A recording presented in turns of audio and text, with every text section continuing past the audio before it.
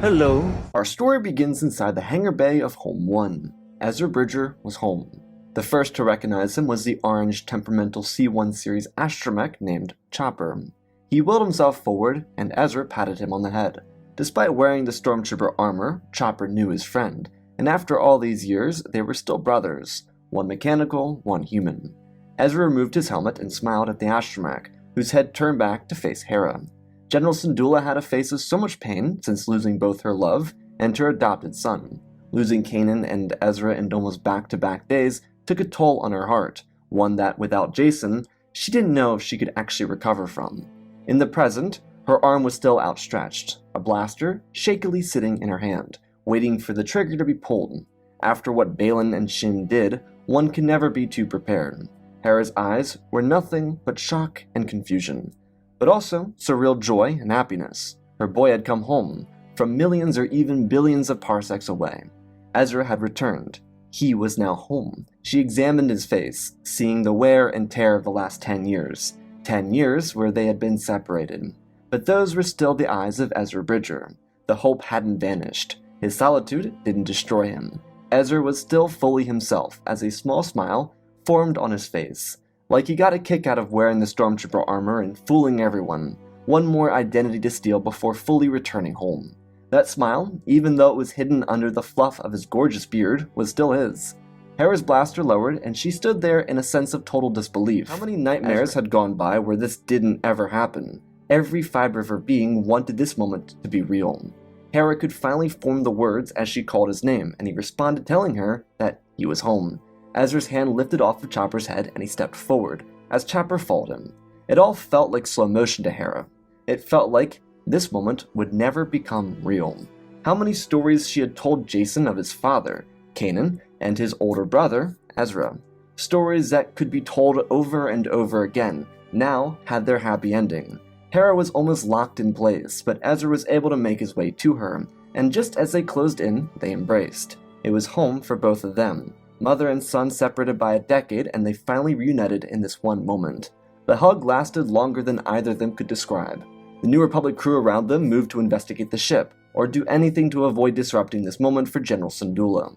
When they pulled away, she told him that he grew up, and he smiled and looked to the side. Well, he had to at some point. Their smiles were so radiant that they could light up an entire quadrant of the galaxy. Hera just laughed. So much to tell, so much to catch up on, but first, she needed to hear about him, and yes, she needed to know about Ahsoka and Sabine, all of which would be explained in some painful detail, while other elements would be less painful.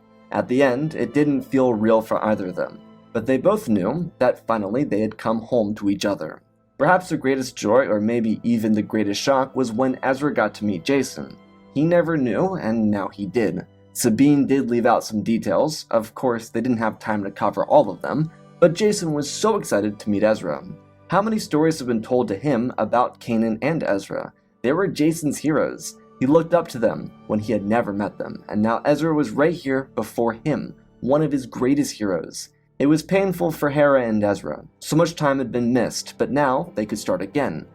Of course, being that Ezra was very elated from his travels, Hera got him to his bedroom inside the Ghost, which was just as he left it when he was last there. Zeb's stuff was no longer in the room, which was a bit sad, but it was still the same room. Ezra did wonder, now as a fully grown adult, how the Force Zeb slept on these beds. It was hard for him to fit, but that was a fully grown Lasat, and that was a different story. During his sleep, Ezra would find himself on Peridium. The local population of Nadi knew of something, and deep down within himself, he knew of it too. There was a darkness on the planet, something that rattled even the likes of Grand Admiral Thrawn and the Great Mothers that had also called the planet home for the last several years. Ezra found the lands to be barren. The night sky sat above him like an empty abyss. It reminded him of the world between worlds. When he looked to his side, he could see it slithering like a snake. But the form was so much more than that. A voice that was soft and gentle like a mother, but deceitful and crawling like a poison. Ezra had held himself together when faced with the opposition of these unnatural forces, and now that he was truly home, he didn't know how to awake from this nightmare and realize that he was actually safe. However, it now left a burden on his mind. What would happen to Ahsoka and Sabine on Peridium? When he woke up, he looked at the bunk above him. It was covered in dust. He took a deep breath and then slid off the bed, getting up and walking out of the room. He stepped into the main bay of the Ghost and sat down, looking at everything that had changed. He read through articles, watched documentaries, listened to political messages. So much of what Hera had told him didn't feel real, but now in the era of New Republic, he could see that the Age of Rebellion had come to an end. He himself would be going to inform the Chancellor of the return of Thrawn, in hopes that she would halt the demilitarization of the Alliance fleet. But even for Ezra, he didn't know if he could convince Mothma. It was such a different time. He watched the second Death Star explode. He saw a message sent out by Luke Skywalker, one that addressed the end of the Emperor and the Sith. There were also countless battle reports, from Scarif to Jakku. The Empire Ezra knew was gone, and even though all the evidence and personal accounts sat before his eyes, he couldn't believe it. Ezra saw a beautiful mural erected on Lothal, and the growth of the capital city. It was all remarkable, and part of him wished he could have been there to see it all. But Ezra knew, above all else, that if he had been there, none of it would have played out the way it did. What happened at Lothal likely wouldn't have occurred. Who knows what would have happened if Thrawn remained in control of the Imperial arsenal with Palpatine at the helm. Now Thrawn needed to be stopped again, and at that, before Ezra could finish his line of thought, Jacen walked into the room, rubbing his eyes. He had woken up. It was morning at this point. Ezra had slept for a good 3 or 4 hours before pulling an all-nighter. Jacen sat down and asked him why he was up so early, and it was explained lightly. Then Jacen asked Ezra if he would train him. He smiled and then stopped. Surely Kanan would have wanted Jacen to learn the Force, but the sheer trauma surrounding being a Jedi must have been immense for Hera. The thought of losing someone else to the Jedi way was unthinkable, surely. Ezra almost said he would, but he stopped, telling Jacen that he would talk to Hera about it first, and see if she approved. But until then, how about some stories? Jacen stretched and sat down after a ferocious yawn and waited eagerly for Ezra's first story time. On Coruscant, a few days after Ezra's return home, he was brought before Commission. Senators from around the galaxy, including Chancellor Mon Mothma, sat before him. With Ezra were Hera and his old friend Leia. They hadn't seen each other since she delivered the Hammerhead Corvettes to Lothal, but Ezra still considered them friends. Leia and Han both believed the Defense Committee needed more support, and a true backing inside the Senate. If the Defense Committee had that support, they could potentially counter the rise of the Imperial Remnant. With a first-hand account of Thrawn's return, and the chilling detail Ezra could tell them, the senators were forced to take this threat seriously. He also gave them the location of Dathomir as a potential target. Hopefully the Republic could actually go and investigate. On the other hand, Ezra had someone new to meet. He and Hera had spoke about the potential training of Jacen, and it was decided that for now, they wouldn't do full-blown training, but Ezra could teach him a few tricks. After all, Jacen was so much like his father. The individual that Ezra would finally meet was another Jedi hero, one who was able to finally defeat the Sith through his victory on the second Death Star. Luke and Ezra didn't have a lot to say to each other. They spoke about their heroics and their respective adventures, and they did speak about Jedi Orders, but Luke was much more interested in starting one than not, because Luke's philosophy of the Jedi way had been passed down to him. As Ezra was a product of his master, Luke was a product of Obi-Wan and Yoda. They were both young and on their own journeys. The purpose of this meeting was just establishing new alliances, and telling Ezra that there were more than just him as a Jedi out in the galaxy. Luke had already said goodbye to Grogu after giving him a choice, something the Jedi of old wouldn't have done. His new order was a path forward in the right direction, and Ezra was optimistic for him. Because of this, Ezra would return with Hera in the Ghost and spend the next several months on the front lines of the fleet. Ezra's life would be drastically different from the life he lived on Peridea. He was a key piece of the Republic forces in the effort to find Grand Admiral Thrawn. All the while, so much of what Ezra himself wanted had to be determined. He spent 10 years in another galaxy. Who he wasn't someone that could exist here, and truth be told, he didn't want to be far from Hera anymore. He had aspirations for after the war, many of which were finding other Jedi or Force sensitives and starting a community for them, but that never came because his singular focus was on saving Lothal and his friends. Obviously, the Purgle plan was a last resort type of thing, but it left Ezra knowing that if no one came for him, then he needed to forge his own path. The life he had with the Nadi on Peridea was peaceful, and he had his own set of motivations. Most of them were short-term goals, but he made it work. Now that he was back, He had spent the past few months trying to figure out where he belonged in the New Republic, in this new era.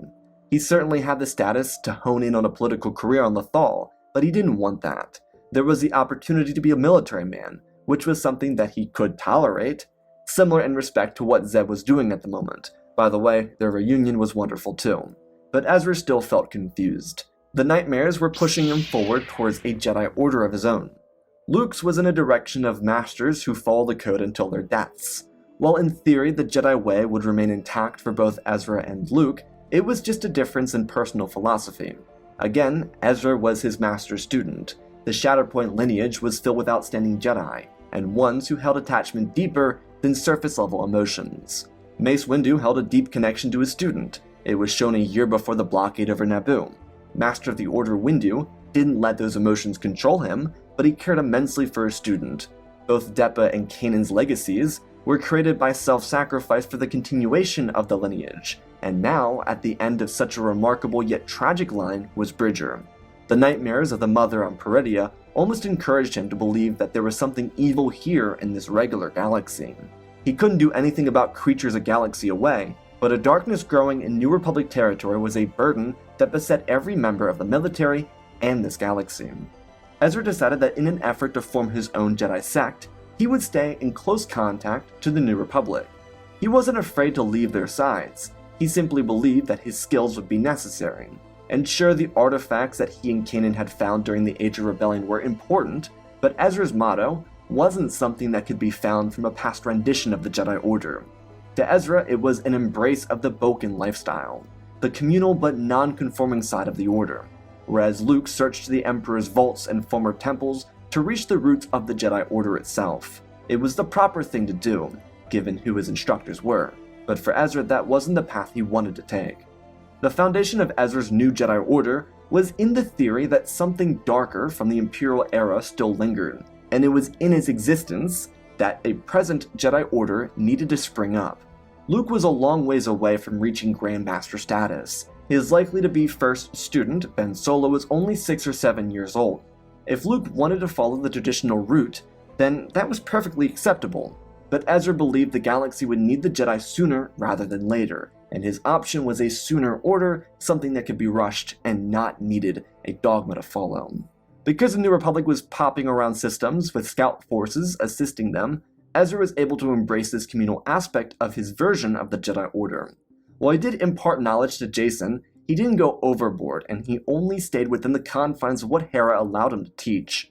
Ezra was teaching him little tricks, and that was all that really mattered to him. During one of their stops and hunts for Imperials, Ezra would depart to the surface of Kashyyyk with Chopper. They were simply scanning the area for Imperial troopers. Ezra walked along the perimeter of a former Imperial base, one that was built into a temporary Jedi outpost, established following the rise of the Empire. Gunji, a young Wookiee Jedi, had brought a sect to the path through Kashyyyk until Vader found it and forced the escaping Jedi from the location. Regardless, Ezra and Chopper walked through the brush, and as they did, a bundle of stormtroopers popped out of the forest, raising their blasters and telling him to identify himself. Ezra got giddy. He'd been waiting for a moment like this for 10 years. The last 50 or so Imperials on all of Kashyyyk had been hiding here. They had no escape, so this was their only option, hunting whoever came into their forest. Ezra smugly raised his hands and told them that he was Jabba the Hutt. One of the stormtroopers snorted out a laugh as the officer raised his pistol and told him that Jabba was dead. Ezra rolled his eyes. Of course he was. His favorite identity to take was killed off. What else did he miss? Did Brom Titus somehow return? Ezra shrugged and threw his hands forward, using the Force exclusively to lift the troopers from their feet. They blasted at the Jedi, who ducked and avoided them. The Force was his ally, and thankfully, Shin wasn't here to launch him into a tree. Ezra slipped between troopers, throwing their heads together and launching others across the forest floor. As he was getting into his rhythm, a lightsaber ignited. Ezra sighed heavily, thinking it was another Bokken acolyte turned dark disciple. But it was a green lightsaber that danced around the smoke. Ezra thought it was Luke and moved in to assist, throwing his hands into the Imperials and launching them, never igniting his lightsaber, just as a true Jedi would. When he finished, he turned back and heard a vicious growl, one that determined that this hunter was coming towards him. Ezra called out, telling the guy that they could be friends. He saw the saber lunge forward, and so he whipped his weapon out and ignited it. blocking a strike from a Wookiee warrior, a very powerful one. Ezra slipped back and moved to his feet quickly. The Wookiee spoke to Ezra and he looked over to Chopper, who responded with a couple of boops. Ezra turned back and he told the Jedi Wookiee that he was a Jedi too. They didn't need to be adversaries. He was simply here looking for Imperials. The New Republic was trying to remove them from anywhere else in the galaxy. The Wookiee's lightsaber extinguished and he growled, turning around and looking at the dead bodies, before stepping towards the outpost. As would be explained, Gunji had established the outpost a few years after his run-in with the Bad Batch. He was a firm believer in the Order, until the Empire came in, killed most of his tribe, enslaving the rest, and sending Vader to kill the Jedi inside the outpost. Gunji had recently come back to Kashyyyk, hunting posts of Imperials. It was simply a matter of coincidence that they crossed paths here. Gunji had truthfully been afraid to return. The memory of seeing Vader slaughter a Jedi and then an assortment of other Force-sensitive children, teens, and adults plagued his mind. It was something that kept Gunji away. But thankfully, Ezra happened to show up. The two Jedi would speak, and it would be revealed that Gunji still believed in the Jedi.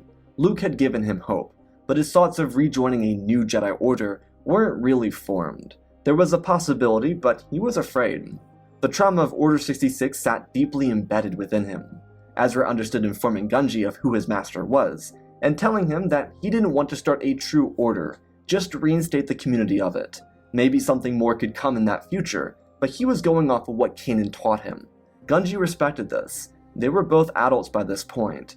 They had their own respective traumas, especially as survivors of the Imperial era. All Ezra wanted to extend was a branch of freedom. The two of them walked through the forested outpost, and Gunji told Ezra what he remembered about the Jedi of old. It had been 30 years or so since the fall of the Order. There wasn't much to remember but the war and the aftermath. Ezra understood where Gunji's pain was coming from, and told him that he would always be a friend for him if he needed. The hunt for Thrawn didn't really get the New Republic anywhere. Rangers in Din Djarin found different outposts belonging to the Remnant and targeted them with attacks, but there were no true avenues towards the Remnant under Thrawn's control. He had seemingly vanished from the face of the galaxy. This led many within the New Republic military specifically to ponder if he and his forces had retreated into the unknown regions. It made sense, but without approval from the government, they couldn't sanction movement into the unknown regions. It wasn't like the Alliance anymore, and that was something Ezra really struggled with. Like, the only reason Lothal was saved was because a group of the rebels saved it. He, Kanan, the rest of Ghost, and some of their friends were responsible for freeing Lothal. Not anymore though. This left Ezra, himself, with a difficult choice. He wanted to determine where Thrawn had gone. He didn't want to leave Hera, but she couldn't leave her post, especially not after the whole Sato's operation. She had to earn her trust back with that, and she also wouldn't leave Jason behind. This left the burden on him to do something that only Bridger could do.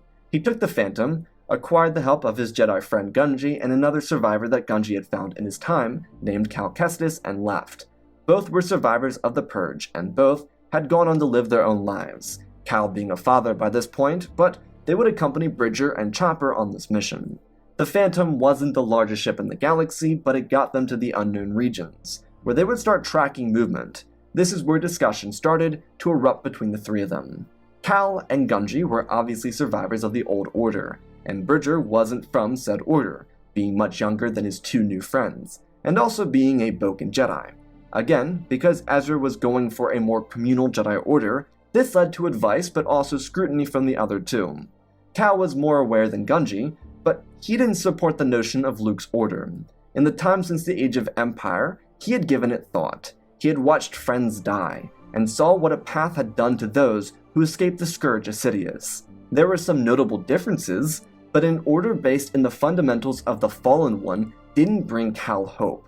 A lot of this was trauma talking. Cal's real cognitive remembrance of the former order was one built around war, and of course the onslaught of Order 66, which wiped out a lot of positive memories from his time as a Jedi before the war.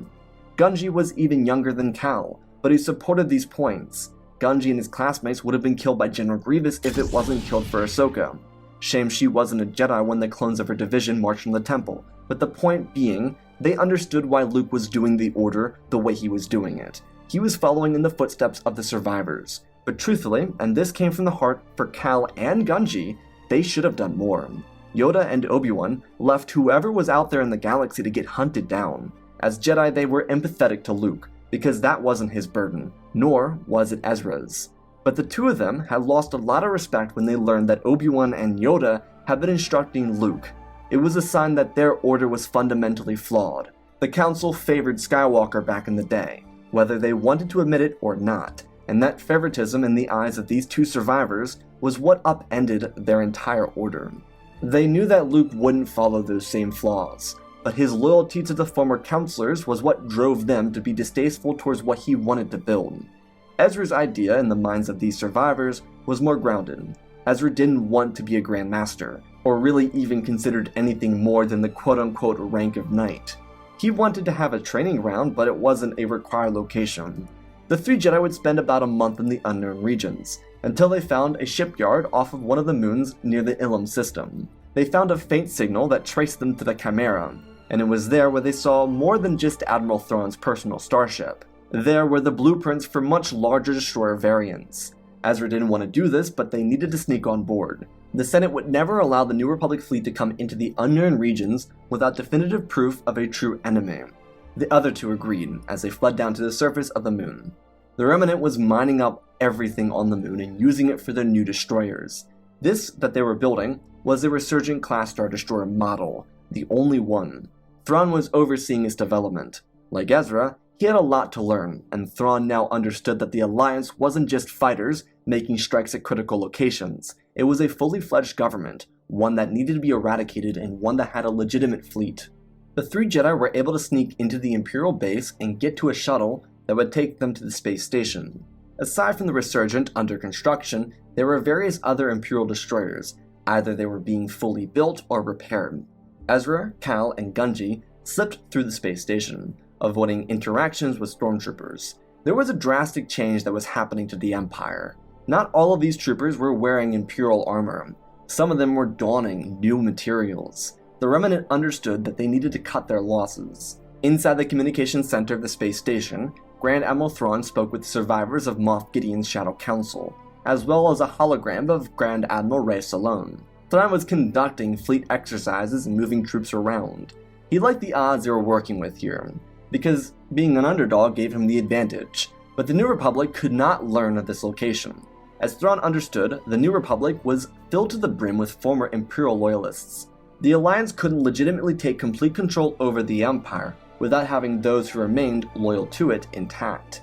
The thing the New Republic had to do was tread carefully. If they didn't, they could lose everything they fought for. The Jedi had split up by this point.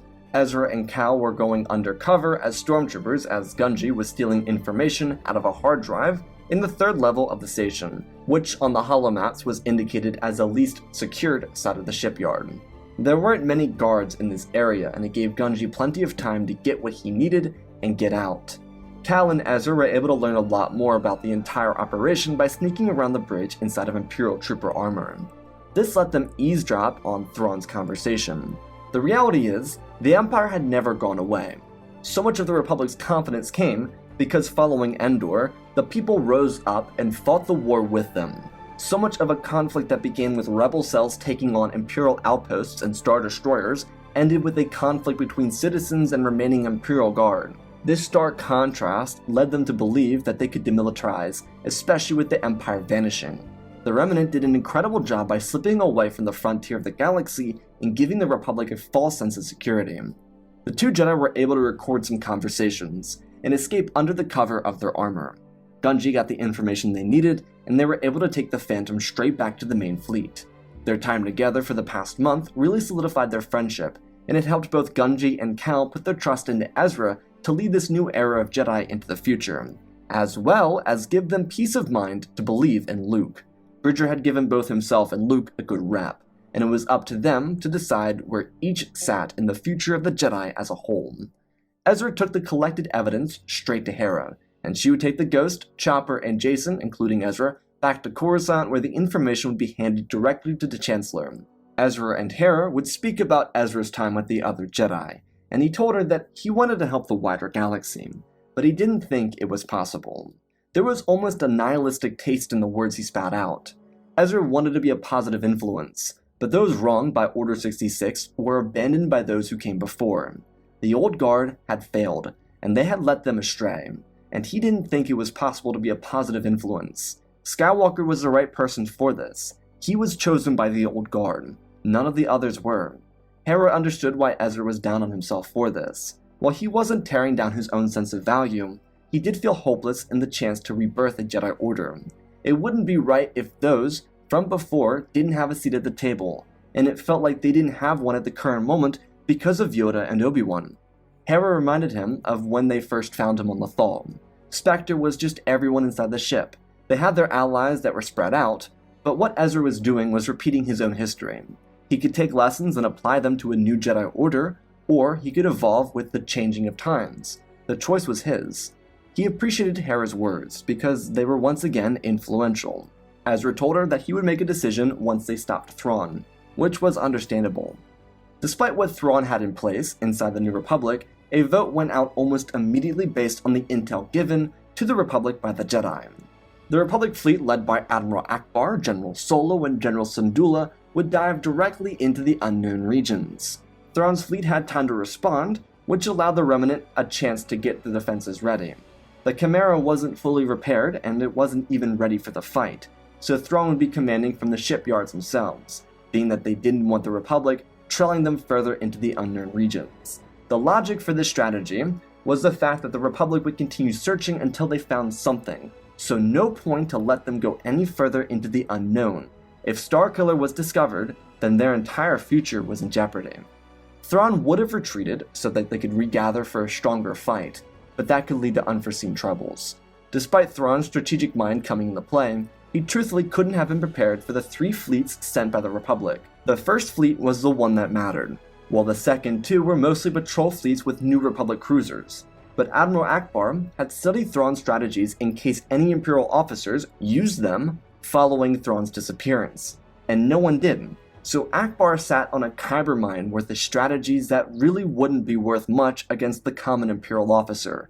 Now he had his chance to prove his worth against the one he had prepared for. Over the shipyard, the Republic bounced in with its main fleet, and the Imperial Remnant fought with everything they had. This was their finest moment, but their moment had already passed. The New Republic support fleets dropped out of hyperspace as pure diversions. These new cruisers were designed for defense, not for offense, but Thrawn didn't know that, because all he knew was that there were multiple Republic fleets dropping out of hyperspace on his position from different sides of the battle map, east and west. He countered appropriately, which was not a fault on his strategy, but the counters sent weren't necessary, which left the middle of this defense weak for an Ackbar attack, which would cripple the Remnant. Thrawn would be forced to surrender, and he'd be taken into custody. General Syndulla, Jacen, and Ezra would remain in the unknown regions with the main fleet for the next 2 years so that they could track down the Remnant. One of these Imperials would retreat to Exegol, leading Syndulla and the Republic to the hidden Sith world, and would eventually result in Palpatine's death. They also would find a bunch of children stolen from the galaxy, including Lando Calrissian's own daughter. Ezra wouldn't leave Hera's side during this time. Instead, he'd find gems of the Jedi Order that were lost inside the unknown regions, including members of the Order that had taken the Barish Vow during the Clone Wars. There weren't many former Jedi left, but because Ezra's communal decision, Gungi, Cal, and a few of their friends, which included other Bokken Jedi like Ezra, moved into the unknown regions to help. Ezra's stance continued to focus on community, but for him personally, he remained close to Hera and Jacen. He hoped to save Ahsoka and Sabine from another galaxy, but at some point during these 2 years, he felt a change in the winds of the Force. Ahsoka and Sabine had saved not just their galaxy, but this galaxy from an age-old goddess of the Force, a sacrifice that would affect the quadrillions of lives unknowing of such a sacrifice. Bridger's Jedi Order was an interesting idea, one that influenced the direction of Luke's own order, but not drastically changing the rules established. The Jedi now had a more regiment order from Luke, and then the choice of one that was more loose, like how Kanan learned to instruct Ezra. It would be through this communal order that the Jedi would earn their place as a recognized order of knights among the galaxy. That and the fact that Ezra, Cal, and Gungi kind of found the Remnant. And it would be through all of this change that Ezra would be permitted the chance to train Jacen Syndulla. There was a lot of pressure involved here, but Ezra was already committed to ensuring that the Shatterpoint lineage continued through generations, and that Jacen would not make the sacrifice his father made. With the remnant destroyed in a blindside attack in the unknown regions, and countless more skirmishes for years to come, the New Republic wouldn't be able to settle into complacency. This also took attention away from political rivalries that would have tried to delegitimize Leia Organa due to her relation to Vader. The Republic military had the strength to resist the weakened Empire, and it would remain strong for decades to come, as the unknown regions and Outer Rim began their alliance with the New Republic. Over the years that followed, Jacen would grow into a strong young Jedi. He remained a part of the wider order, but didn't ever convert to Luke's side of the Jedi way. In a funny way, more people actually chose Luke's direction, more so than Ezra's. The dogma of the Order was more structured, more balanced. Whereas what Bridger taught was still true to the Jedi way, it just relied on a master having faith and trust in their students, which was hard for a lot of teachers to do, only proving how good of a Jedi Kanan was. It would be through what Ezra did that dozens of Jedi would find themselves on Ossus, but among those Ezra would train were Jacen and eventually Rey. The Order was reborn, and with 2 choices for new members, it gave the Jedi a chance to transcend in their new era, a true chance to redefine what it meant to be a Jedi, and to serve the people of the galaxy. And that, my friends, is our story. Again, special thanks to all the patrons: Benjamin Wells, Darth Maelstrom, Ozpin, Darth Vitiate, Seju Jagger, Root36, Hunter Belden, Rosebird, Angel Dust, Alexander Reese, The Beginning and End, Django Fett Clone, Nick5098, Ben Ingram, The Big Red Pure Mark, Diamond Constant, Darth Nemesis, Lord Tib, CC2024, Galama Gaming, Tristan, Mandalore, Sir William 1767, Darth Revan, Granite D. Bane, Laliat, Sky Guy, Penguin, Colin Rooney, Shark Midori, RJ38, Nick, Michael Erlinger, The Last Jedi, Apollo, Weewa670, Annika Stank Runner, CT7567, Toaster Oven, Oz of Oz, Darth Nox, The Eternal Padawan, Joshua Tem, Johnny Naguin, Sense Skeleton, Jedi Sloth, Mr. Yeet Gamer, Lord Cali, Youngling Slayer 66, Mammoth Studios, Anakin003, Lord Draken, Fortis Lakes Star Wars, Earbus, Rex the Wolf, Man with 3 First Names, Darkseid46, Baron Joshua, and Lord Deadwing. For supporting the channel, smash that like button. Let's talk about this story. I really wanted to kind of put into lens the difference between Luke and Ezra. I think they're both products of their teachers. Luke and Ezra are just products of their masters. That's just the truth. Obi-Wan and Yoda trained Luke, and Kanan trained Ezra. I realistically don't see him, especially in canon, going down the path of starting a Jedi Order. I don't really think that's something he would do. I think the way he does it in this video is the only way it really would work for his character. I don't think he'd go full in on the Jedi way. I don't think he'd be searching for artifacts like we see from Luke in a lot of canon stories, Battlefront 2, Shadow of the Sith. I think Ezra would be much more focused on the communal aspect of the Jedi way. And I also kind of really like this aspect that I added where Gunji and Cal kind of feel left out. You know, you see a Jedi like Luke rise and he's great and fantastic, and they're not blaming him, but they also are people and they feel these emotions, and they're feeling these emotions because the 2 Jedi that should have been taking care of them just didn't care. Just spent 20 years not caring about them. And I feel like they would both feel a sense of betrayal from that. And so I wanted to kind of capture that and how Ezra kind of stoked the flames for them to come back to the Jedi way. So I hope you all enjoyed the story. I love you all, spread the love, and always remember, my friends, may the Force be with you.